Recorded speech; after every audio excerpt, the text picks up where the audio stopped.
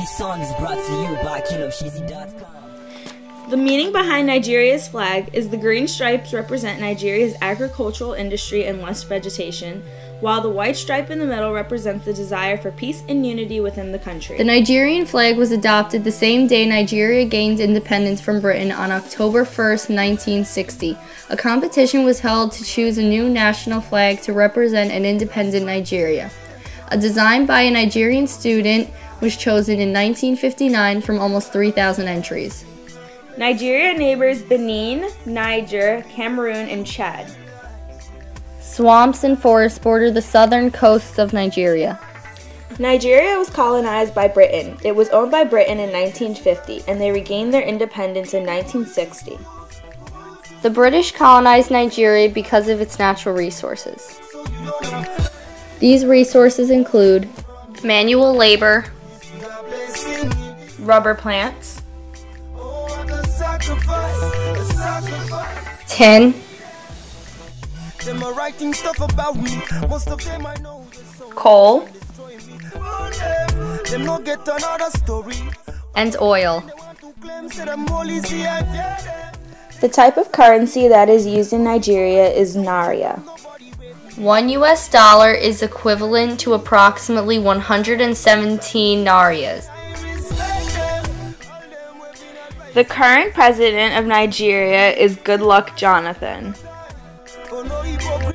Nigerian government is a multi-party government transitioning from military to civilian rule.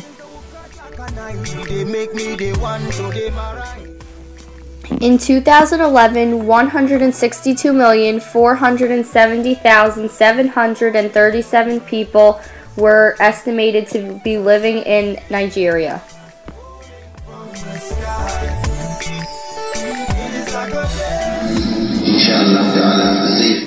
That building was the office of This Day, a prominent Nigerian newspaper. While a suicide bomber rammed a car into the building, an accomplice stood by with a camera, later posting the destruction on YouTube. Rosemary Ufeyu-Lawani was working at her store nearby when she heard the blast. Her building shook and she saw flames and smoke.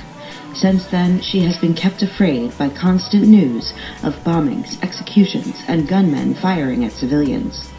We are afraid because we think anytime we are not really sleeping with our two eyes closed. Everybody is sleeping with one eye, thinking where is going to be the next place to attack. At the beginning of the year, the group boasted ties to Al-Qaeda, but many people thought Boko Haram was inflating its image.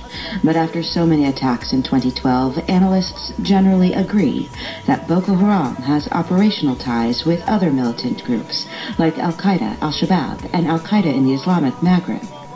Clement Nwankwo, executive director of the Policy and Legal Advocacy Center in Nigeria, says that if Boko Haram joins forces with Islamist militants controlling most of Mali, governments across West Africa could be in danger. And it seems to be a very well-funded operation.